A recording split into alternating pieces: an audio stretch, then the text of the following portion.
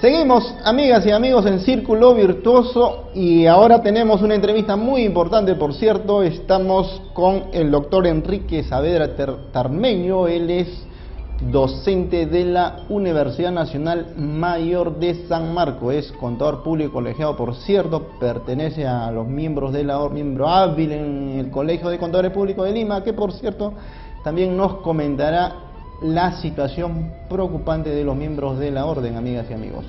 Vamos a abordar brevemente el tema de la preocupación de los contribuyentes, los grandes retos y desafíos que tiene la SUNAT y el tema de balance patrimonial, que no debemos descuidarnos los contribuyentes, los ciudadanos, porque todo esto es un tema que en el mundo electrónico, el mundo digital de la tributación, nos va a caer a todos de todas maneras. La moda de la factura electrónica habíamos comentado que sí o sí se daba este año, y ya ustedes están advirtiendo que se está dando.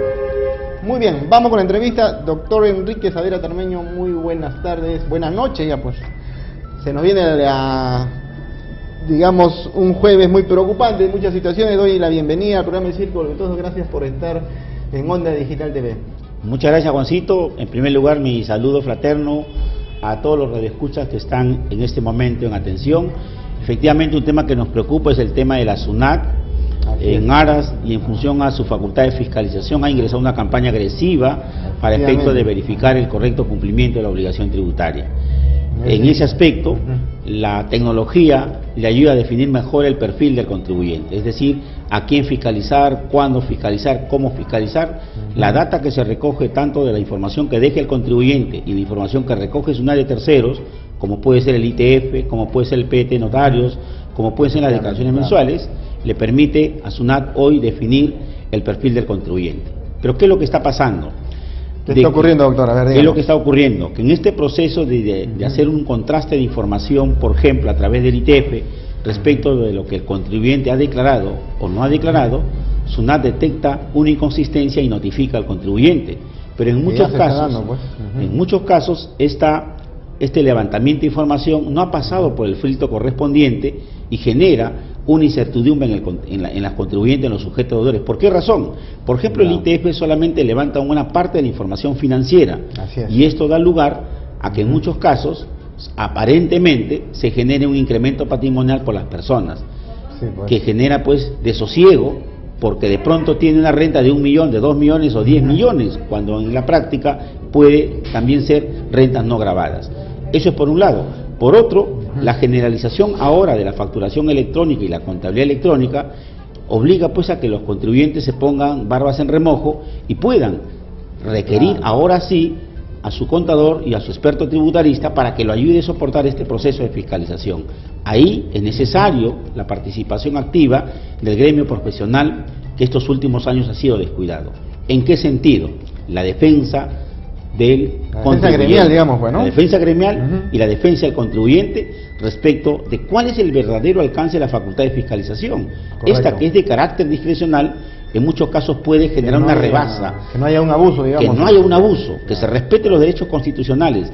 Por esto requiere de una organización, como es el gremio de los contadores públicos, que ya nosotros desde la década del 90 hemos alcanzado una propuesta de que este proceso de fiscalización sea desarrollado de manera compartida con la SUNAT, como lo hace México, como lo hacen en otras partes del mundo, en la cual la profesión participa y permite reducir la evasión fiscal. ¿El seguimiento de esas propuestas cómo está actualmente? En realidad, como consecuencia de lo que en la segunda etapa vamos a conversar, esta falta de representatividad ha hecho que el proyecto se haya quedado durmiendo en el sueño de los justos. Es decir, no se ha activado, no ha habido un seguimiento. ¿Por qué razón? Lamentablemente la SUNAT se ha concentrado exclusivamente en aquellos que están inscritos, aquellos que tienen número de RUC. Pero el tema de la informalidad, el tema de la evasión fiscal, el tema de la defraudación tributaria no ha sido atacado por la reto más grande de la administración. Y ahí está en realidad donde se tiene que trabajar. No es posible que aquel contribuyente que se formaliza tenga que subir la presión de parte de la SUNAT, de parte de todos los organismos administradores, Ministerio de Trabajo, Ministerio de Industrias, RENIET, etcétera. Todas estas instituciones comienzan a generar obligaciones y esto hace que muchos se salgan del sistema. En realidad acá la visión de la SUNAT tiene que cambiar y tiene que orientarse a erradicar de manera frontal el tema de la evasión y la defraudación tributaria. No es posible que en este instante, en pleno diálogo, en este momento por la zona sur de Puno, por la zona norte de Tumbes, aquí en la zona del Perú, estén ingresando camionadas de productos que son subvaluados o cambiados de codificación, de tal manera que permite que el contrabando sea un negocio que no ha sido atacado frontalmente y que ataca a los negocios formales. Por eso que el contribuyente siente que el peso de la tributación en realidad le genera un sobrecosto y muchos quieren salirse del sistema más que entrar en el sistema. Esto requiere una propuesta agresiva de hacer una reforma fiscal de manera integral, pero que vaya de la mano con un acompañamiento a los microempresarios. Los micro y pequeños empresarios, que representan el 70% de la dinámica de la economía del país, requiere una fortaleza, requiere un apoyo, requiere un respaldo de parte de un cambio de visión de parte de la SUNAT. Mientras no se toque el tema medular, que es la evasión y defraudación tributaria, pues cómo van a mirar los otros como una etapa de sobrecosto. Pero ahí viene un tema de que hoy nos convoca, que es el tema de la corrupción. Es decir, nuestros recursos se recaudan y cómo se están aplicando. Hoy los audios que han sido destrabados, vinculados a un poder importante como es el Poder Judicial, pero que prácticamente de manera transversal toca a los otros poderes, en la cual la corrupción es un tema generalizado, sin duda resiente la conciencia tributaria, resiente la actitud de los contribuyentes de saber que sus recursos no son aplicados. Doctor Saavedra, en ese sentido, algunos televidentes manifestarían de repente que la institución en sí como administración tributaria no está en ese escenario que estamos viendo ahora de corrupción, porque mucho se habló que cuando se, digamos, fundó la administración tributaria fue una de las mejores porque vinieron, digamos, profesionales extranjeros, ¿no? En ese sentido, ¿hay corrupción en la administración tributaria o es que simplemente hay incapacidad para enfrentar directamente el tema de la alta, digamos, informalidad en nuestro país? Juan, tú has tocado un tema sensible. Efectivamente, en la década del 90 se inició un proceso de reforma importante de la administración tributaria, se simplifica el sistema tributario, pero de esta parte, hasta el día de hoy, se ha ido descuidando el objetivo primigenio de lo que debía ser la administración tributaria. Pero por otro lado, la falta de decisión política de los órganos rectores vinculados a la administración tributaria, que no le permite entrar al accionar directo que es la defraudación fiscal. Es decir, no hay decisión política. ¿Y esto qué implica? Actos de corrupción. Hace 3 semanas, por ejemplo, el gremio de trabajadores de la SUNAT ha denunciado cómo es que se está llevando los procesos de capacitación, cómo es que la alta gerencia se ha convertido en una bolsa de empleo de personajes vinculados al accionar político. Es decir, se ha roto la meritocracia en la SUNAT, no se respalda al trabajador que hace trabajo de carrera. Eso ha resentido, sin duda, la recaudación fiscal. No podemos estar, en realidad, sin dar opinión. Si nosotros cerramos al 2016 con un promedio del 16% en recaudación fiscal, cerramos el 2017 con menos del 11%. ¿Eso qué significa? Menos ingresos, menos obras, menos servicios públicos. Pero la razón es justamente porque no hay decisión política de atacar este flagelo del Perú, que es la corrupción en todos sus niveles.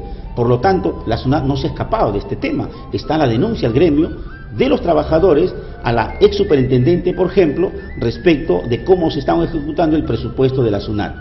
En ese sentido, entonces, se necesita mucha voluntad por parte del Parlamento Nacional, profesionales en la administración tributaria, porque hay un tema de política fiscal y el tema de la parte en sí de trabajar desde la misma administración tributaria, cómo recaudar y establecer, pues, la política tributaria y la política fiscal. Son aspectos de repente técnicos que nuestros amigos televidentes de repente necesitan en breve cómo se maneja este tema y dónde están los puntos débiles, de repente por parte de la administración tributaria y por parte de los parlamentarios o quienes tienen que hacer, digamos, desarrollar toda la parte normativa para que esto finalmente confluya a que se supere estos aspectos que tanto preocupan a nuestro país. Si es que no hay recaudación suficiente, entonces las obras quedan a medias o simplemente no se ejecutan, como usted bien manifiesta. 2 ejes centrales, doctor, a ver, coméntenos. Efectivamente, un eje fundamental es la concepción originaria de qué es la tributación. La tributación en realidad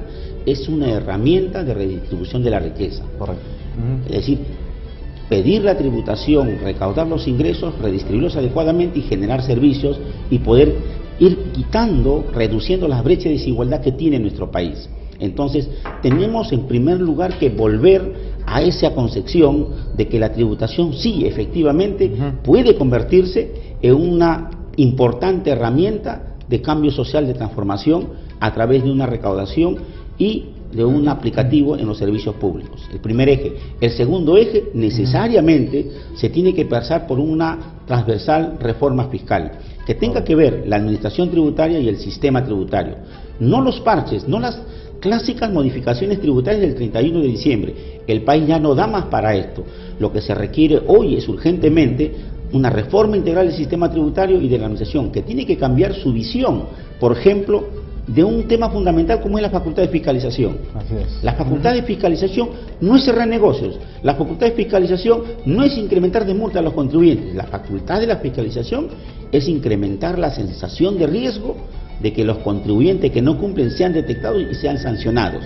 Claro, es decir, la fiscalización tiene que orientarse en ese sentido y recuperar una visión de carácter educativo, de acompañamiento, de fortalecer a los micro y pequeños empresarios. Esa visión tiene que cambiar, pero si se va a seguir con esta visión draconiana de cerrar los pequeños negocios, y entonces nos preguntamos qué pasa con Telefónica, qué pasa con la Bacus, qué pasa con el Grupo Eólico, porque tienen su bufete de abogados, difieren el pago por 20, 30 años y a la bodega de Juan Pérez el día de ayer lo acaban de cerrar. Eso no es posible. Requerimos un cambio en la visión que tiene que pasar, recuperar la visión de lo que es el tributo como una herramienta de gestión para redistribuir la riqueza, y por otro lado, el cambio que tiene que darse en el sistema y en la tributación. En el sistema, de implementar una tributación más acorde con nuestra realidad. No podemos llenarnos de sistemas en la cual prácticamente la labor que tiene la SUNAT de administrar los tributos se haya trasladado al contribuyente. El contribuyente tiene que llevar registros auxiliares, implementar. Hoy el tema de la facturación electrónica, ¿cuánto implica implementar todo este proceso? Este costo se le ha trasladado al contribuyente. En México no tiene costo. ¿Cómo es posible? Entonces, ¿qué cosa avisoramos? Actos de corrupción. Se vuelve oneroso acá. Indudablemente. Doctor, la conciencia tributaria del contribuyente, valga la redundancia, ¿cómo hacemos para mejorarla? Porque eso es una pregunta que no tiene respuesta hasta ahora, ¿no? Hablamos de los temas de que pues, efectivamente no atacamos el tema de la informalidad en nuestro país, altísima, más del 60-70%, pero la conciencia tributaria está justificada porque hay corrupción y por lo tanto los que están en el escenario o en la sede de hacer informales prefieren seguir como informales porque efectivamente en todo el escenario ellos avisoran de que la corrupción está ahí. ¿Qué le decimos a nuestros amigos que están en la informalidad? Invitarles a que de alguna manera ya vayan formalizándose. ¿Es complicado dar respuesta a ello? En realidad, siempre volvemos a la decisión política. El tema de la educación. El tema de la educación es una herramienta fundamental. Nosotros tenemos que implementar este proceso de la importancia de la tributación en un desarrollo desde los niveles básicos de educación, en el nivel inicial, en el nivel primario, secundario, universitario. El día de hoy quienes estudian los tributos y su importancia simplemente son aquellos que tienen una ligación directa, como son los contadores o administradores de negocios. Pero oiga señor, ¿acaso no tributa el médico, el ingeniero, el constructor, los microempresarios? ¿Por qué no cambiamos de nuevo y volvemos a educar a nuestros niños de la importancia que tiene la tributación, pero de la mano también con una modificación respecto de cómo se administran los fondos? Nosotros necesitamos hacer una reforma de toda la currícula para que el que estudie ingeniería, para el que estudie arqueología, para el médico, sepa cuáles son sus obligaciones y cuáles son sus derechos en el marco fiscal y lo importante que es para que tenga mejores servicios. Genial, doctor Saavedra. Más bien, un poquito entrando a lo que es la institucionalidad, doctor Enrique Saavedra, tenemos que recuperar, digamos, la ingeniería moral del Perú. Está bastante afectada por las situaciones que estamos viviendo, pero también las instituciones como son los colegios profesionales. Por ejemplo, pertenecemos pues como miembros de la Orden del Colegio de Contadores Públicos de Lima. Yo quisiera que usted se dirija a los colegas contadores que en estos días han venido de alguna manera manifestando su preocupación, que hace mucho tiempo, cuando hablamos de esa sana democracia de profesionales, donde cada cierto tiempo se hacían las elecciones correspondientes de los decanos, sin embargo se extraña esos tiempos cuando había esos cambios democráticos. A ver, coméntenos un poquito cómo se está viviendo actualmente esta situación de crisis, por decirlo de alguna manera también. Querido amigo Chupitazo, usted ha tocado un tema sensible. Yo le agradezco por esta pregunta, porque me permite, en primer lugar, en este momento dirigirme a todos los contadores públicos, no solamente de Lima ni del Perú, En primer lugar, para hacerles un saludo fraternos. Hace unos días, el 17 de julio, hemos cumplido 76 años de vida institucional. Efectivamente. Pero, lamentablemente, hace 10 años, en realidad estamos por culminar 11 años, que no ha habido una renovación democrática respecto a la conducción. Hay una serie de eventos que ocurrieron respecto del reconocimiento o no al actual Consejo Directivo. Pero hemos llegado a una etapa en la cual, desde aquí, exhortamos al actual Consejo Directivo, en razón de que ya los procesos judiciales concluyeron hace más de un año y por lo tanto tiene la obligación de convocar a un proceso electoral. Pero no solamente el requerimiento del gremio profesional, de los colegas y los miembros, es que se convoque, sino que este proceso tiene que tener por lo menos 4 ejes fundamentales. A ver. ¿Por qué? ¿Por qué razón? Porque la única manera de garantizar la democracia institucional y recuperar la prestancia de una institución gremial que tenga que cautelar los fueros del contador público, mellado en estos 10 años, porque hemos perdido espacios en lo que se refiere como propuesta de gobierno, como propuesta de desarrollo nacional, tiene que pasar primero por definir la elección del comité electoral. No es posible que este comité electoral sea designado en forma virtual como lo ha planteado el actual Consejo Directivo. Desde aquí hacemos ya la denuncia pública que tiene que ser en asamblea y en un proceso de elección. La transparencia en la información. El segundo eje, una vez que se garantice el mecanismo de elección del comité electoral, el segundo eje es definir la condición de quienes pueden votar. En estos 10 años, muchos colegas se retiraron del gremio y dejaron de cotizar, y más aún que se nombraron otras administraciones autodenominándose Consejo Directivo. Eso ha generado que también hayan aportantes en otro nivel. Por lo tanto, aquí se tiene que elaborar un jubileo institucional. ¿Qué es lo que estamos? ¿Qué significa el jubileo institucional? Establecer mecanismos en el marco del estatuto para que todos los colegas puedan votar. Si bien es cierto, un colega que no ha pagado 6, 7, 8 años como consecuencia de esta desunión, hoy tenga la oportunidad de participar en un proceso. Qué importante noticia. ¿Cómo así? Que los colegas puedan pagar 2 o 3 cuotas para recuperar la habilitación, y respecto a los periodos no pagados, simplemente que no se compute para declararlo miembro honorario o miembro extraordinario, pero que tenga el derecho de sufragar. Porque si en este momento, que ya estamos llegando a más de 60.000 miembros de la orden, solamente votaran en el estatuto como está los hábiles, pues sencillamente los participantes serían menos de 10.000. ¿Cómo vamos a elegir un consejo directivo que no tenga representatividad? Ese es el segundo eje. El tercer eje, el reglamento electoral. El reglamento electoral tiene que definir la regla de juego, y esta regla de juego tiene que ser de conocimiento público, es decir, que se cumpla con el principio de publicidad, que se publicite y que los colegas puedan definir cuáles son las reglas de juego. El tercer estamento está referido a la participación de los entes electorales nacionales, la participación de OMPE, RENIET, Jurado Nacional y del grupo, la ONG Transparencia, en vista que en estos 10 años ha sido discutido el proceso de elección. Por lo tanto, hay desconfianza del gremio profesional, tenemos que recuperar la confianza. ¿Cómo? Participando en el proceso, los entes electorales nacionales, para que se constituyan en organizar el proceso, no solamente en mirar el proceso. Lo que estamos pidiendo como líder de la profesión es que este proceso sea conducido por estos entes electorales y con la veeduría de transparencia. Y el cuarto nivel, que tiene que ver con el padrón electoral. El padrón tiene que ser público, se tiene que levantar la información, y esto puede permitir recuperar la democracia institucional y recuperar el tiempo perdido. Correcto, doctor Enrique Saavedra, el tiempo se nos agotó. Más bien yo le comprometo, muchísimas gracias por estar en nuestro programa, y le invitaría para una próxima oportunidad a hablar de estos temas que son muy relevantes para los miembros de la orden y para la institucional del Colegio de Contadores Públicos de Lima. Muy bien, aprovecho esta línea nada más para hacer mi saludo a todos los contadores públicos del Perú, a decirle que sí hay esperanza, que sí podemos recuperar nuestro colegio, pero ese esfuerzo depende de todos nosotros. Desde aquí les invoco a la unidad institucional, a que juntos consolidemos este proceso de cambio y que a partir de hoy iniciemos nuevamente la recuperación de nuestra posición como gremio profesional, con la participación de todos nosotros, para permitir que los jóvenes que hoy estudian contabilidad tengan la esperanza y amen su profesión. Desde aquí mi saludo fraterno, y los convoco para que el día domingo participemos en el TDU, en la Plaza de Armas, y nuestra presencia sea un acto de reflexión y de protesta ante estos hechos que acabamos de denunciar. Muchísimas gracias, doctor Enrique Saavedra Tarmeño. Bien, amigas y amigos, vamos a una brevísima pausa y continuamos con el programa. Doctor, genial. Excelente.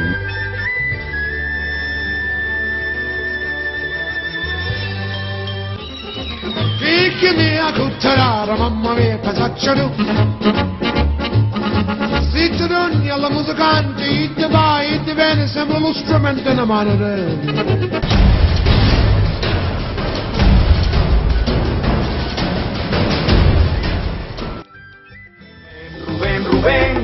Rubén gana solidaridad, con él las obras, el desarrollo, todo el deporte.